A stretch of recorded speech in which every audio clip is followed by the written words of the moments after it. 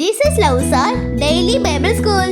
உன் உள்ளங்களை வளர்ந்தவர், உன்னை பேர்த்து அழைத்தவர், உன் காலை தள்ளாடு விடமாட்டார், உன்னை காக்கிற உறங்கும் முதலை தூங்கும் எழுதியிருக்கிறது. பயப்படாதே பயப்படாதே, நான் அவளுக்கு குழந்தைக்கிறேன், நான் அவளுக்கு முன்னே போய் கோலாவெல்லாம் சபையாக்கள் சொன்னாரு. சோத்திரம் சோத்திரம் கர்த்தாவே. ஓ வெற்றி ஜெய கிறிஸ்துவுக்கு சோத்திரம், யெகோவா நிசிக்கு சோத்திரம் அப்பா. ஆமென் ஆமென். உட்காருங்க. கூடாத அதிசயம் எதுவுமில்லை, கூடாத என்ற வார்த்தைக்கு உம்மிடம் இடமே இல்லை. சொல்லுவோம். உம்மாலே கூடாத அதிசயம் எதுவுமில்லை, கூடாத என்ற வார்த்தைக்கு உம்மிடம் இடமே இல்லை. உம்மால் கூடாத கூடாத காரியம் எதுவும் இல்லை, உம்மால் முடியாத அதிசயம் என்றும் எதுவும் இல்லை. நமக்கு யாவும் செய்கிறவர். உம்மால் கூடாத கூடாத காரியம் எதுவும் இல்லை, உம்மால் முடியாத அதிசயம் என்றும் எதுவும் இல்லை.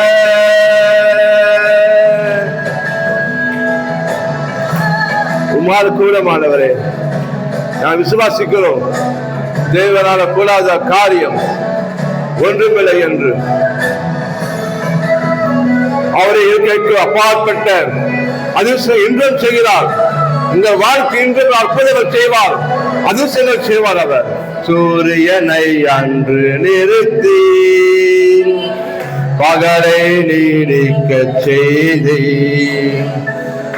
உந்தன் பிள்ளைகள் ஜெயிக்க இயற்கையை நிறுத்தி வைத்தே. சூரியனை அன்று நிறுத்தி பகலை நீடிக்க செய்தி, உந்தன் பிள்ளைகள் ஜெயிக்க இயற்கையை நிறுத்தி வைத்து. உம்மால் கூடாத காரியம் எதுவும் இல்லை, உம்மால் முடியாத அதிசயம் என்றும் எதுவும் இல்லை. விசுவாசிங்க. உம்மால் கூடாத கூடாத காரியம் எதுவும் இல்லை. ஓ தேவனே, உம்மால் முடியாத அதிசயம் என்றும் எதுவும் இல்லை.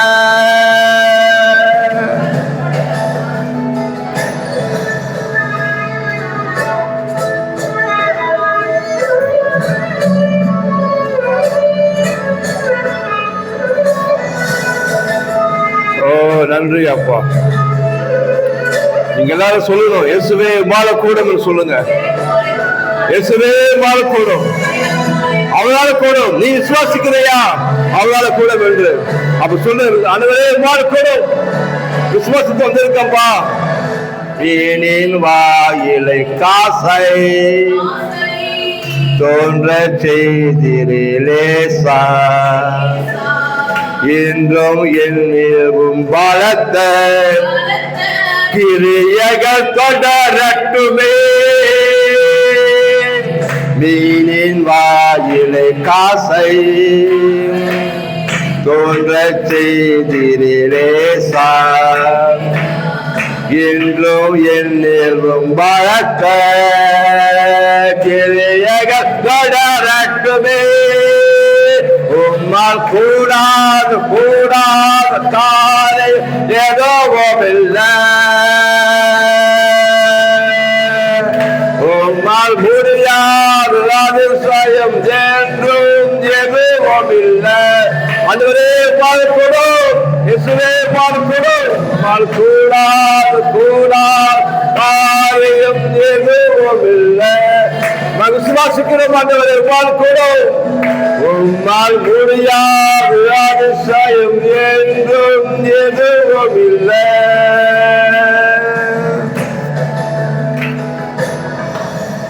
ஆமென், ஆமென். ஹல்லேலூயா, ஹல்லேலூயா, ஹல்லேலூயா.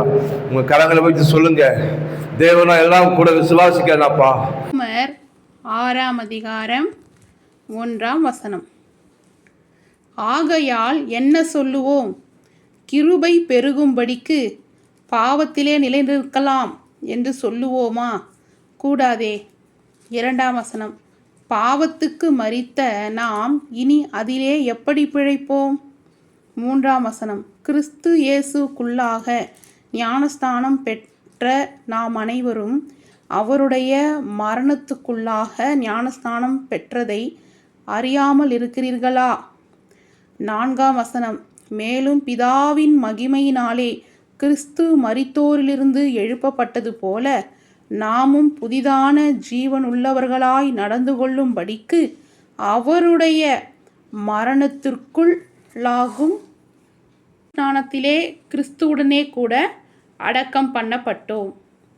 5ஆம் வசனம். ஆதலால் அவருடைய மரணத்தின் சாயலில் நாம் இணைக்கப்பட்டவர்களானால் அவர் உயிர்த்தெழுதலின் சாயலிலும் இணைக்கப்பட்டிருப்போம். 6ஆம் வசனம். நாம் இனி பாவத்துக்கு ஊழியம் செய்யாதபடிக்கு பாவ சரீரம் ஒழிந்து போகும் பொருட்டாக நம்முடைய பழைய மனுஷன் அவருடைய கூட சிலுவையில் அறையப்பட்டதென்று அறிந்திருக்கிறோம். 7ஆம் வசனம். மரித்தவன் பாவத்துக்கு நீங்கி விடுதலையாக்கப்பட்டிருக்கிறானே. 8ஆம் வசனம். ஆகையால் கிறிஸ்துவுடனே கூட நாம் மரித்தோமானால் அவருடனே கூட பிழைத்தும் இருப்போம் என்று நம்புகிறோம். 9ஆம் வசனம். மரித்தோரில் இருந்து எழுந்த கிறிஸ்து இனி மரிப்பதில்லை என்று அறிந்திருக்கிறோம். மரணம் இனி அவரை ஆண்டு கொள்வது இல்லை. 10ஆம் வசனம். அவர் மரித்தது பாவத்துக்கென்று ஒரு தரம் மரித்தார். அவர் பிழைத்திருக்கிறது தேவனுக்கென்று பிழைத்திருக்கிறார். 11ஆம் வசனம். அப்படியே நீங்களும் உங்களை பாவத்திற்கு மரித்தவர்களாகவும் நம்முடைய கர்த்தராகிய இயேசு கிறிஸ்துவுக்குள் தேவனுக்கென்று பிழைத்திருக்கிறவர்களாகவும் எண்ணிக்கொள்ளுங்கள். 12ஆம் வசனம். ஆகையால் நீங்கள் சரீர இச்சைகளின்படி பாவத்துக்கு கீழ்ப்படியத்தக்கதாக சாவுக்கேதுவான உங்கள் சரீரத்தில் பாவம் ஆளாதிருப்பதாக. 13ஆம் வசனம். நீங்கள் உங்கள் அவயங்களை அநீதியின் ஆயுதங்களாக பாவத்துக்கு ஒப்புக்கொடாமல் உங்களை மரித்தோரிலிருந்து பிழைத்திருக்கிறவர்களாக தேவனுக்கு ஒப்புக்கொடுத்து உங்கள் அவயங்களை நீதிக்குரிய ஆயுதங்களாக தேவனுக்கு ஒப்புக்கொடுங்கள். 14ஆம் வசனம். நீங்கள் நியாயப்பிரமாணத்துக்கு கீழ்ப்பட்டிராமல் கிருபைக்கு கீழ்ப்பட்டிருக்கிறபடியால் பாவம் உங்களை மேற்கொள்ள மாட்டாது. 15ஆம் வசனம். இதனால் என்ன? நாம் நியாயப்பிரமாணத்திற்கு கீழ்ப்பட்டிராமல் கிருபைக்கு கீழ்ப்பட்டிருக்கிறபடியால் பாவம் செய்யலாமா? கூடாதே. 16ஆம் வசனம். மரணத்துக்கு ஏதுவான பாவத்துக்கானாலும் நீதிக்கேதுவான கீழ்ப்படுதலுக்கானாலும் எதற்கு கீழ்ப்படியும் வடி உங்களை அடிமைகளாக கொடுக்கிறீர்களோ அதற்கே கீழ்ப்படுகிற அடிமைகளா இருக்கிறீர்கள் என்று அறியீர்களா? 17ஆம் வசனம். முன்னே நீங்கள் பாவத்துக்கு அடிமைகளாயிருந்தும் இப்பொழுது உங்களுக்கு ஒப்புவிக்கப்பட்ட உபதேச சட்டத்திற்கு நீங்கள் மனப்பூர்வமாய் கீழ்ப்படிந்ததினாலே தேவனுக்கு ஸ்தோத்திரம். 18ஆம் வசனம். பாவத்திற்கு நீங்கள் விடுதலையாக்கப்பட்டு நீதிக்கு அடிமைகளானீர்கள். 19ஆம் வசனம். உங்கள் மாமிச பலவீனத்தின் நிமித்தம் மனுஷர் பேசுகிற பிரகாரமாய் பேசுகிறேன். அக்கிரமத்தை நடப்பிக்கும்படி முன்னே நீங்கள் உங்கள் அவயங்களை அசுத்தத்துக்கும் அக்கிரமத்துக்கும் அடிமைகளாக ஒப்பு கொடுத்தது போல இப்பொழுது பரிசுத்தமானதை நடப்பிக்கும்படி உங்கள் அவயங்களை நீதிக்கு அடிமைகளாக ஒப்பு கொடுங்கள். 20ஆம் வசனம். பாவத்துக்கு நீங்கள் அடிமைகளாயிருந்த காலத்தில் நீதிக்கு நீங்கினவர்களாயிருந்தீர்கள். 21ஆம் வசனம். இப்பொழுது உங்களுக்கு வெட்கமாக தோன்றுகிற காரியங்களினாலே அக்காலத்தில் உங்களுக்கு என்ன பலன் கிடைத்தது? அவைகளின் முடிவு மரணமே. 22ஆம் வசனம். இப்பொழுது நீங்கள் பாவத்தினின்று விடுதலையாக்கப்பட்டு தேவனுக்கு அடிமைகள் ஆனதினால் பரிசுத்தமாக்குதல் உங்களுக்கு கிடைக்கும் பலன் முடிவோ நித்திய ஜீவன். 23ஆம் வசனம். பாவத்தின் சம்பளம் மரணம், தேவனுடைய கிருபை வரமோ நம்முடைய கர்த்தராகிய இயேசு கிறிஸ்துவினால் உண்டான நித்திய ஜீவன். ஹல்லேலூயா. Praise Lord childrens. ரோமர் 5ஆம் அதிகாரம் 8ஆம் வசனத்தை படிப்போம். நாம் பாவிகளாயிருக்கையில் கிறிஸ்து நமக்காக மரித்ததினாலே தேவன் நம்மேல் வைத்த தமது அன்பை விளங்க பண்ணுகிறார். பாருங்க, நம்ம சத்துருக்களாய், துரோகிகளாய், கர்த்தருக்கு பிரியமில்லாத பாவிகளாய் இருக்கும் பொழுதே ஏசப்பா என்ன பண்ணாராம்? நமக்காக மரித்து தமது ஜீவனை கொடுத்து தமது அன்பை வெளிப்படுத்தினாராம். நான் உன்னை ரொம்ப நேசிக்கிறேன் மகனே, மகளே, நான் உனக்காக என் உயிரையே கொடுக்குறேன். அதாவது நான் உன்னை எவ்வளோ நேசிக்கிறேன் அப்படின்னா, என் உயிருக்கும் மேலாக உன்னை நேசிக்கிறேன்னு சொல்லி தன்னுடைய உயிரையே கொடுத்தாராம். இன்றைக்கும் கூட நீங்கள் ஸ்கூலுக்கு போகிறீங்க இல்லையா? என்ன பண்ணாங்க உங்கள் பேரண்ட்ஸ்? என்ன பண்ணாங்க உங்கள் அம்மா அப்பா? என்ன பண்ணாங்க? உங்களுக்கு ஸ்கூலுக்கு கண்டிப்பாக ஃபீஸ் கட்டியிருப்பாங்க, புக்கு வாங்கி கொடுத்துருப்பாங்க, நோட்டு வாங்கி கொடுத்துருப்பாங்க, அந்த புக்குக்கெல்லாம் பைண்டிங் போட்டு கொடுத்துருப்பாங்க. உங்களுக்கு ஷூவு, சாக்ஸு, அப்புறம் நல்ல ட்ரெஸ்ஸு, ரிப்பன்லேருந்து அப்புறம் டை, பெல்ட்டு எல்லாமே, bag, water can, tiffin box, ஏதாவது ஒரு பழசை கொடுத்துருப்பாங்களா? கிழிஞ்சு போனதை கொடுத்துருப்பாங்களா? உடஞ்சி போனதை கொடுத்துருப்பாங்களா? எல்லாம் புதுசாக தான் உங்களுக்கு கொடுத்துருக்காங்க. கரெக்டுங்களா? எனக்கு ஒன்றுமே புதுசு இல்லைன்னு யாருமே சொல்ல முடியாது. கரெக்டுங்களா? எல்லாமே உங்களுக்கு ஏதாவது ஒன்றாவது உங்களுக்கு உங்கள் மம்மி டேடி புதுசாக வாங்கி கொடுத்துருப்பாங்க. கரெக்டுங்களா? அப்போ நீங்கள் என்ன நினைப்பீங்க? நமக்காக மம்மி டேடி இவ்வளோ வாங்கி தராங்களே, அவங்களுக்கு நம்ம என்ன செய்ய போகிறோம்? சரி, நம்ம நல்லா படித்து மம்மி டேடியை நல்லா பார்த்துக்கணும் அப்படி நீங்கள் நினச்சிருக்கீங்களா?